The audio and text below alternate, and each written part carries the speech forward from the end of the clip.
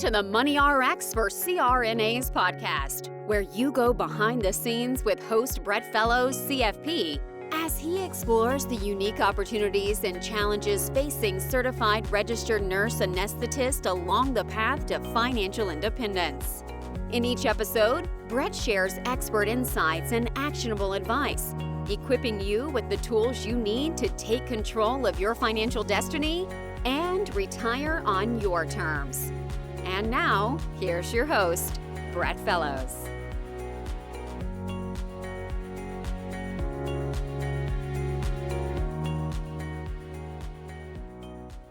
Welcome to the Money RX for CRNAs podcast. As always, I'm your host, Brett Fellows, and today I am thrilled to introduce a truly dynamic guest, Sarah Wild. Sarah is a certified registered nurse anesthetist who has masterfully built a life that goes far beyond the operating room.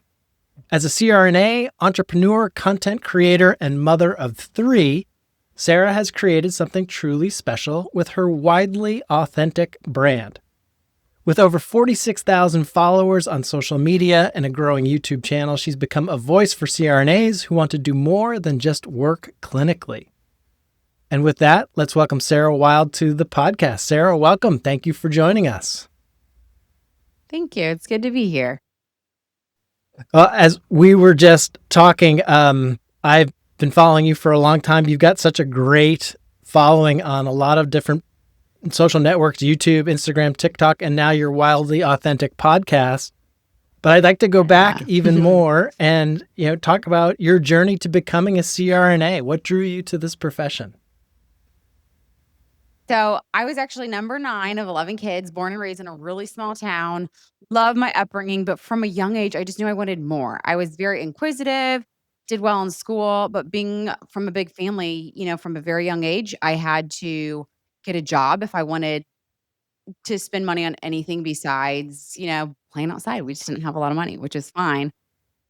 But from a very young age, I was motivated to go to school, educate myself, get more in life. And so I went to nursing school, kind of seemed the best route. I loved science. I did well in school. And it was when I was in nursing school, actually, the first time I saw a CRNA. I was working in the ICU as a student, and they called a code blue. The CRNA came walking in. She just ran the whole code. She was awesome. She came in her big blue gown and cap. And I would just remember being a young girl, and I was so she was so knowledgeable. She was so well put together, and she just kind of ran it. And I loved that so much. And I went home and I told my husband, I was like, I want to be here someday. I don't even know how to get there. I don't know what a CRNA is either. I was young, and it just made a really big impression on me. So that's kind of where my passion for more started. And honestly, I didn't know how much a CRNA made. I didn't know anything, but I just loved the fact that she was the most educated. She made the decisions, she intubated the patient, ran the cut, and it was a really cool experience. And it really left an impression on me. That's what I want to be. Yeah, that's really cool. And going back to those days, Sarah, you said, the way you grew up and with money, and this is a podcast that obviously deals a lot with money. What were some of the biggest challenges that maybe you face through CRNA school, especially financially? How'd you pay for it? That sort of stuff. How'd you prepare for it? Yeah. So it's actually funny you said that, because growing up, I think a gift my parents gave me was just a love for life, really helped us install our priorities. And really at the end of the day, money doesn't matter per se. That's not what we're going to take to the grave, right? But money is still a very useful tool. And we were still taught to be very good stewards of that. And what does it look? Just because I grew up a very simple life doesn't mean, we always say too much is given, much is required. How are you going to use your money wisely? But still, I met my husband. He was a teacher at the time, was in ministry. So he was making very little money. I was in nursing school. We lived an extremely simple life. We actually chose to live in a guy's dorm at the time. And he was a counselor. So it was just, we chose to be at a state of life where we lived on a very strict budget. I mean, I think I was a budgeter to the T. I had budgeted, we could eat out once a month while I was in nursing school. That was when I was in nursing school, and he was a teacher, and he was making less than $30,000. So we had learned to live a very simple life. And that was okay. We were so happy. We did a lot of stuff for free. You go on dates that are free. You go play tennis. You go out and have fun. And then that helped us when we transitioned to anesthesia school. We I did take out loans, but I only took out loans that I needed to pay for school, and I Mhm. didn't take out any loans for living. Now, not everyone has a partner who can help, Right. pay the bills, which is a whole different story, but again, we lived a very simple lifestyle. At the time, we were Yeah. living off a very small salary because my husband was a teacher and in the ministry, so, um, we didn't eat out a lot. If we did, it was usually, his parents or my parents bringing us out to dinner or something like that. So, my advice for school is just live a very simple life. Don't get loans to get a nice car or, maybe if you're single and you don't have a spouse or a partner to help you, get a roommate. Find ways to save Yeah. money on your personal life. Yeah. It's Yeah. hard. That's It's good hard to go to advice. school and not get loans, though. I understand Of that. course. Of course. So you're also not just a CRNA, you're also an entrepreneur and a content creator. When did you realize that you wanted to diversify just beyond clinical work? Well, it's actually a really funny, the beginning of it was kind of funny. I was so bored with my first child. That sounds terrible. But when I first became a CRNA, I had this idea. I only wanted to work 3 days a week and be at home with my kids the other days. And then I realized my kids sleep a lot. When I'm home, I have little kids, they sleep a lot. I'm like, so what am I supposed to do? When they're sleeping. So then I kind of started dabbling in social media and YouTube. And it was and I'm a very stubborn person. When I realize something's hard, I really enjoy it. Okay. And social media is very hard. Yeah. It's very hard because you're only showing a piece of things, and you have people that are very, they either really like you or they really don't, and they feel very, they're able to say whatever they want on, behind a Sure. board Yep. or on a keyboard. And a lot of people around you judge you for being on social media. They think you Interesting. love yourself. Yeah. And it doesn't have a lot of return to start, but Yeah. once I realized how much of I kinda got this pushback for doing it, I'm like, "Ooh, I kinda like this. This is kinda It's fun," interesting. because Yeah. so I started back because I had a lot of time on my hand being a mom of and I was at the time, I had, told my work I only wanted to work. I still was technically full-time, but I did a lot of call to where I could still be home during the day a couple days a week, so Okay. and then it just kinda turned into oh my word, I got to connect with so many anesthesia students doing YouTube and I loved that. So it was my goal to grow very organically and very carefully. I didn't want to just blow up and become social media famous. My goal is to kind of keep my niche and make sure I'm very effective with the people that follow me. Yeah, that's great. And actually it goes to my next question. I was thinking about how many CRNAs do ask about creating content. So I'm curious, what would you tell someone thinking about monetizing their CRNA expertise, like that Right. with students perhaps? Or how long did it take before your content creation actually became meaningful, maybe financially? Yeah. That's a hard question because I feel like you can have it really depends on your goals. You really have to decide what your goals are for social media. I love anesthesia, so my goal isn't to work myself out of a job. Um, I really when I first actually started, there weren't any CRNAs on social media. There was no resources. There was no motivation. There was no inspiration. So that was a big goal of mine. I wanted to be a free source of stuff, you know? Yeah, And then as I grow, I definitely have I mean, I can't tell you how many emails I get every day, companies I'm sure. wanting, me to promote their stuff, and my rule of thumb is if I use it already, I'll promote it, and I'll create an affiliate link so my followers can get a discount, and I think I get, Yeah. a dollar, per order, so it's not like I always joke, I'm like, "I make good money doing what I'm doing." It is a side stream, but I will be really honest, it's not my main source of income, it's not my goal to be my main source of income. I really like the ability to reach people and be an encouragement, And maybe someday when I have a little more time, I will streamline that to be, there are some people that have made it like, they become big followings and they'll create products and they'll do this. And Yeah. I Yeah. don't do a lot of that. So, um, but it is I would say it's called a small source of income, but nothing compared. I'm not putting myself out of a job. Right. Right. Speaking of your job, so you graduated CRNA school, you had your oldest child.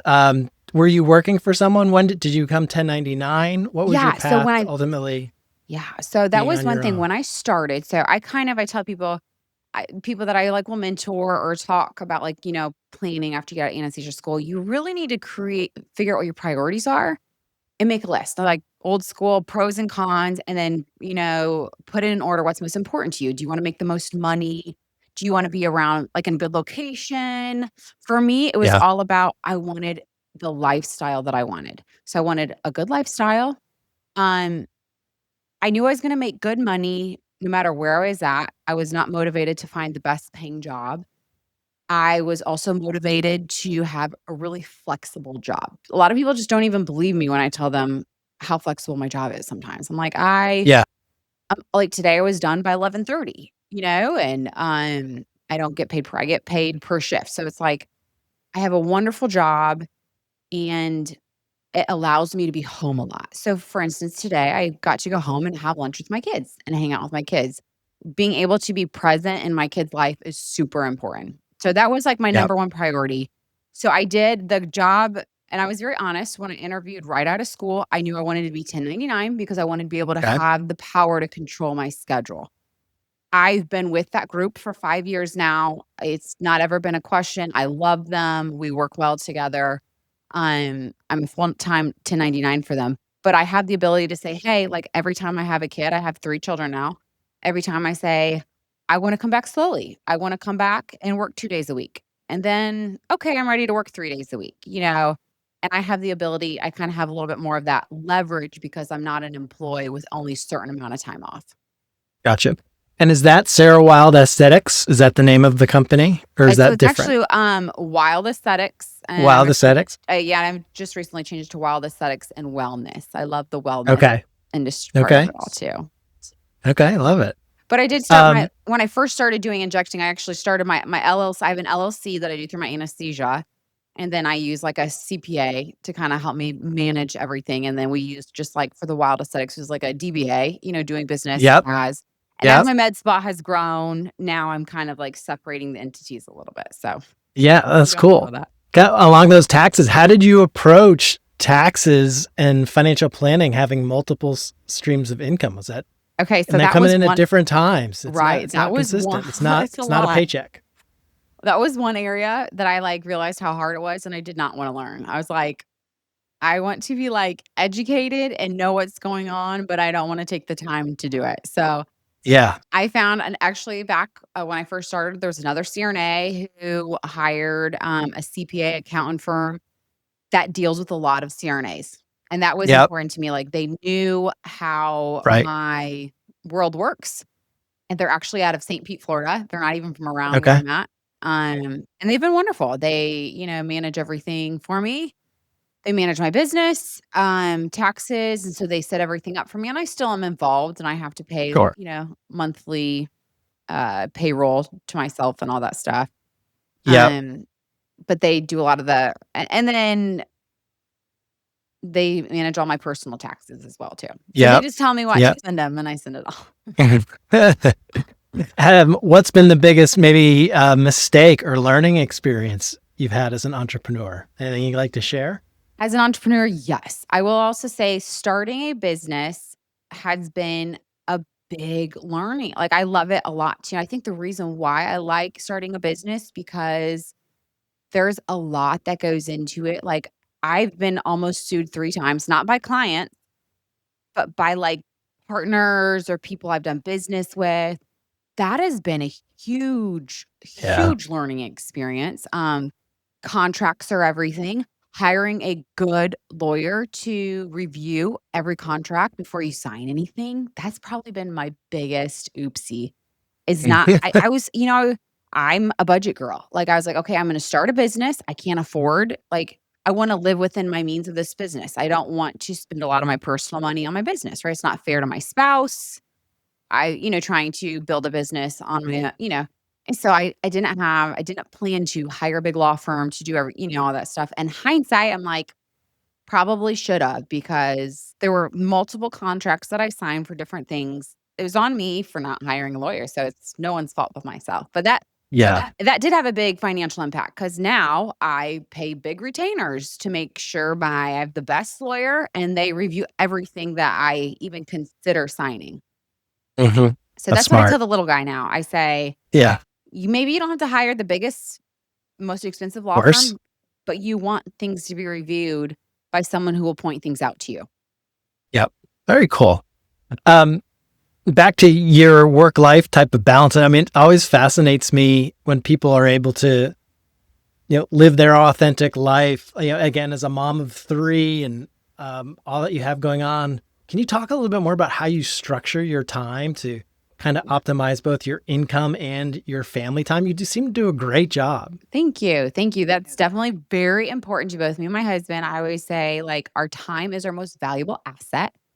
Yep. Um, my mom, she's a stay-at-home mom of 11 kids, right? So she Wow. works from, like, when I woke up, she was up grinding her own wheat or whatever, because we couldn't afford bread. So she would make everything herself. Like, she was a workhorse. And I think I learned a lot from just like the lifestyle like my family lived. On the other hand, you have my dad, who worked hard as well. He was always working hard, but we lived a fun life. My dad worked so hard just to make life so fun, Cool. whether it was building forts, or he would go to the junkyard and find old things to fix up so we could have toys, and it was always like that really instilled like the importance of having a fun home life, an Yeah. environment, so you can work really hard.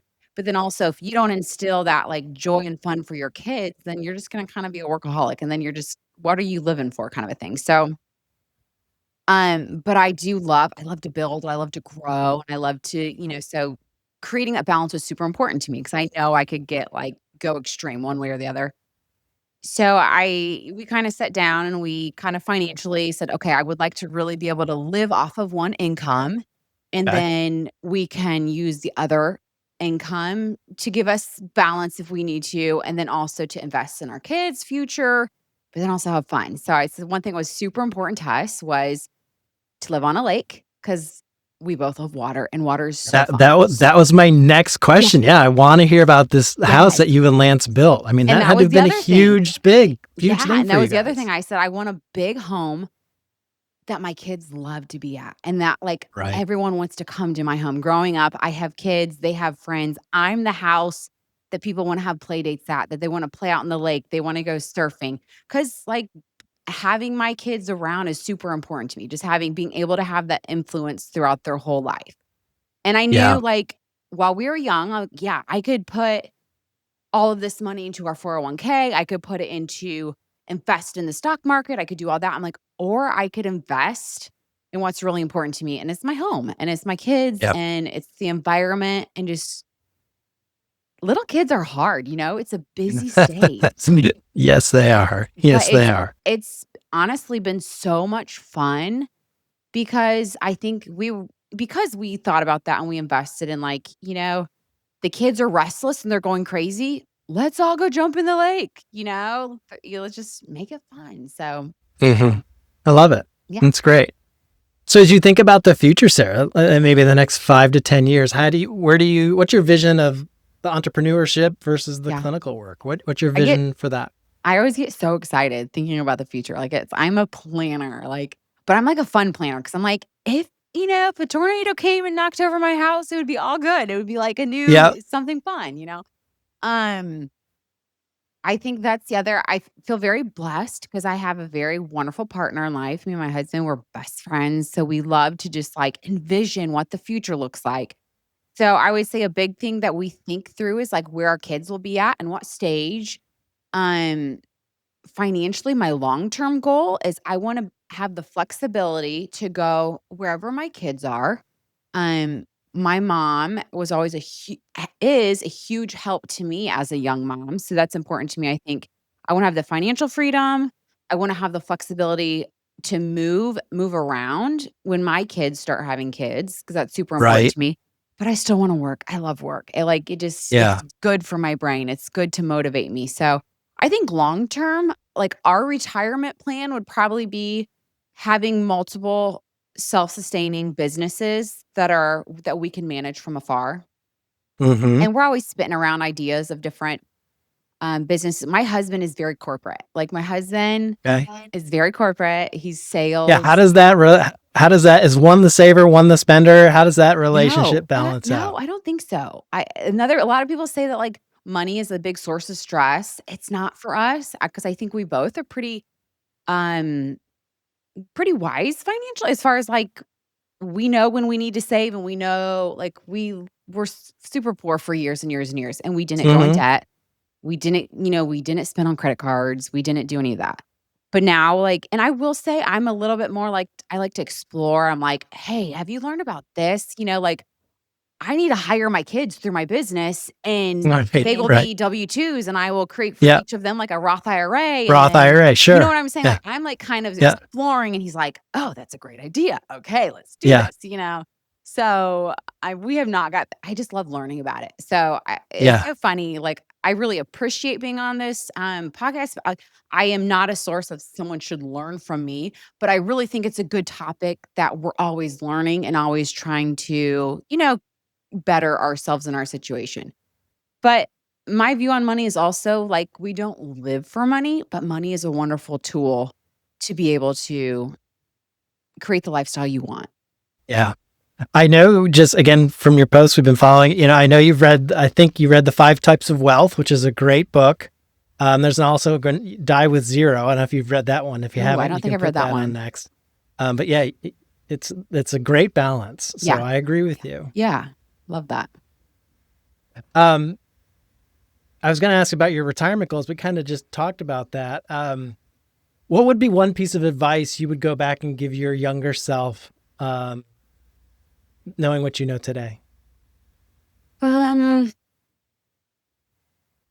Let's see.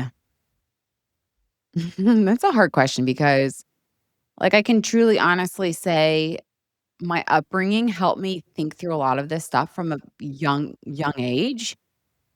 Um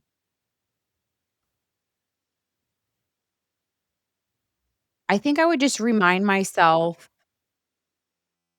that it's always good to take the time to be a learner, to it's okay to not do things how other people do it. Like there's a Mhm. lot of financial advice out there. A lot of financial advice. A lot of people say you need to save all your money for retirement or all of this. I think if someone could have told me from a very young age, write down your priorities, like what you want for your life, and then make decisions based on that. I think it was good. I think that I mean, Yeah. and that's kind of where I'm at now, but it probably could have even been where I'm at now way earlier if I would have kind of had that mindset. Whereas before I made so little money, it was always just like balance the checkbook, and then that was about all Yeah. Yeah. And I find it so interesting having so many conversations with couples, coming from where you and Lance did, to now being able to have such healthy conversations about money, it seems. Has that been difficult for the two of you, or no? Have you found your No. soulmate and that part's flowed nicely? Yeah, I would say at time, like we'll have like let's say like I'm a big visionary. So like I can see the big picture, and I probably maybe am, and my husband really trusts me and I really appreciate that vision. But sometimes he'll be like, oh man, we got to stop doing this, or we got to, change this. And I'll be like, hey, listen. And then I realize, oh, we got to communicate. We have to like get on the same page. And then we'll sit down and we'll talk about the vision. And then we'll both be like, okay, yeah, that makes sense. Like we've got a great plan. But then sometimes it's just when things like when we were building our house, I paid cash for a lot of stuff. Like I would come and I would, you know, pay my builder this, or I would do this. And it would like, whoa, where did all that money go? And then my husband Yeah. would be like, stop shopping for lights. Like we don't have money for lights. I'm like, no, but we do. And let me show you. This is our spreadsheet. And so I would say finances with couples, the best thing to do is like we have weekly meetings. Once a week, we have a date, or we'll have a glass of wine out on the back porch, and we'll be like, okay, this is where we're at. This is our goals this week, or geez, like living on a lake, our property taxes are crazy high. Yeah. So it's like Yeah. property taxes were in May, so we're not going to do X, Y, and Z, or we're going, just Sure. kind of like making sure like what is it, your thumbs on the pulse, or just Yeah. both of you are on the same, because like money can be stressful unless you have a good understanding of like what your goal is, what your plan is, and where you're at. I Yeah. would say even if you have hundreds of thousands of dollars in your checking account, you should still have a thumb on the pulse of what's going on. Like you Sure. should know what's in and out, just as if you Sure. had nothing in your bank account. Yep. No, it's very smart. I'm just curious, do you have a coach? Not financial, but like a business coach or anything like that? Not one of our good friends, he is a financial advisor in Tampa. He's works at a company out there. And when we first met, he like kind of met with us and kind of went over like when we first got my CRNA job. And I was like, okay, crap. Now I need to make sure I'm a good planner. I don't know. And he kind of walks through like, what are your goals? And it was really interesting because he had like these 10 items and he's like, I want you to list these items in like order of importance. And it was stuff like, I want to leave money for my kids. I want to retire when I'm 50. I want to travel, all this stuff. And he had Lance and I do it separately. And it was really cool because like ours were almost identical. Yeah, that's cool. And it was really cool. And like at the very bottom was leave money for our kids, because it was like part of being successful in life is like working in that work ethic to really get where you're at. So yeah, Yeah. he helped us, but he also was very kind. And he's like, you guys, like, part of what makes you good is you're wanting to learn and you're wanting to do it. So yes, I would say we dabble. We have people that will like reference to every now and then, but it's again, I think that's a big responsibility of ours, is to be like financially responsible and be good stewards of what we have. So I think if we were to do anything, we probably would. My husband loves to dabble with investing, but he I, would even tell you we probably do need to hire someone to help us a little bit with investing. of course. Of course. Tell me, speaking of it, tell me about the Wildly Authentic podcast. How did you two decide to do that together? What was the impetus? I always say my husband is definitely my better half. I just care less of what people think. So like, Okay. you have to have like such thick skin to do social media, because half of it is like very dumb and very silly. Yeah. And so I kind of, and I had a vision at the very beginning when I first started, like, this is good marketing. Like this can be used for something in our future. Um, but my husband is the smart one. He's extremely wise and people always love listening to him. So for years I've been like, hey, when you're ready, I want to start a podcast because people want to hear from you, too. Like he was a counselor for many, many years. He's an educator. He's been to seminary, he's done many classes on ethics, and he's Okay. a really smart. I really enjoy his perspective on everything. So I kind of wanted to, and I did. I roped him into things, and I think it's helped. Like he has seen a lot of the impacts that I've been able to have. Just like for instance, being a resource of free information to SRNAs and nursing students.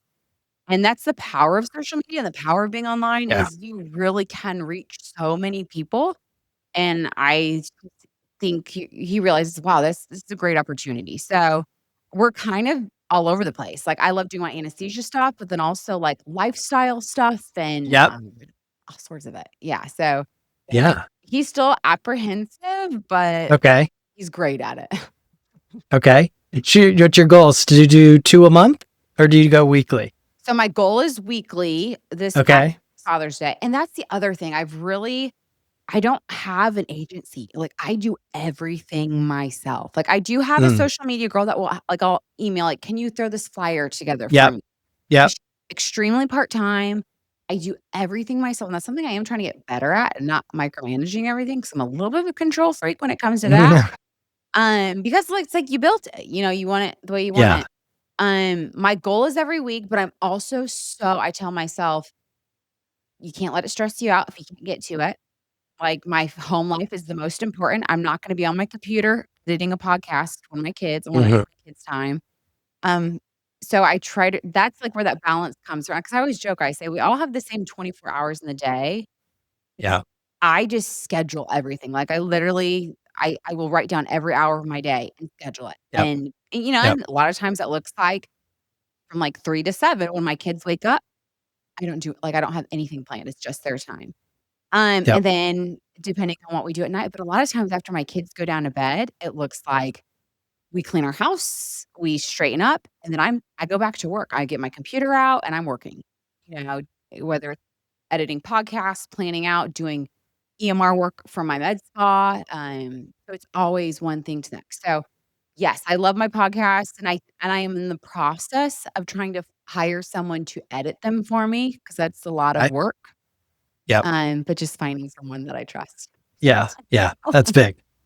I can imagine too, Sarah, do you get asked to speak in CRNA events, whether it's your state association or the AANA? Have you gone down that path? I do, and it was so funny because I was just talking to someone the other day who actually he's like, "You really need to be doing" I'm like, "I know, and I know it's important, and I really appreciate what everyone does in those associations." Yeah. And I would be open to it here and there, but also, I think part of what makes people like me authentic is because I'm doing life every day, Yeah. But yeah, I am open to that as maybe I get some of my other stuff Yep. delegated. Love it. Love it. So I'll wrap with this, Sarah.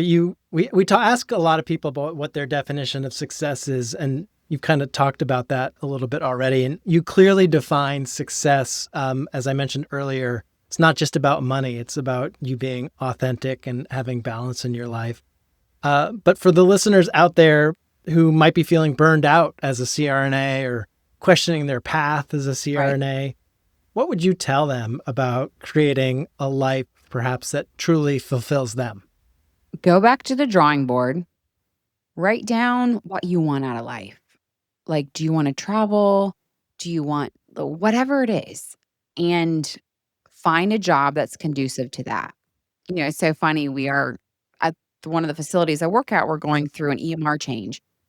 And they're so short-staffed in different departments. And some of these nurses, like, they're killing themselves, like, so much hours. And I'm just like, why are you doing this? Like, is your quality of life better? You don't have to stay here and work. Like, find a job that's conducive to your lifestyle and don't be apologetic. Like, you don't owe it to anybody except you have one life to live. Are you living the life you want? And if you're not, sit down, write down your priorities. I want to spend time with family more. I want to travel. Maybe it is you want to make the most money ever. I don't know what it is. So you kind of have to that's what I realized too, being on social media. Everyone is so different. Some women really do just want to stay at home with their kids. There's Sure. nothing wrong with that. That's wonderful. It's what my mom did. So you have to decide what is your priority and how do you create that lifestyle. And don't be afraid to say, my job is just not it. It's whether it's anesthesia, try something else. If you're a CRNA and you're miserable, be willing to move, do a different job, but don't be a slave to your job. And you might just be in a financial pickle. Sometimes you just like you can't quit your job because of where you're financially at. So then sit down and make a 2-year plan, a 3-year plan, a 5-year plan to get out. Yeah, I love it. Well, thank you for sharing, Sarah. And thank you very much for being on this episode of the Money RX for CRNAs podcast. Yeah, thanks for having me. I think it's really cool what you're doing talking about money. I feel like people get uncomfortable talking about money. And I think we need to very talk about much it more. Well, thank you, Sarah. Hopefully we'll have you back another time in the future. We'll love it. Hey, you have a Take great care. day.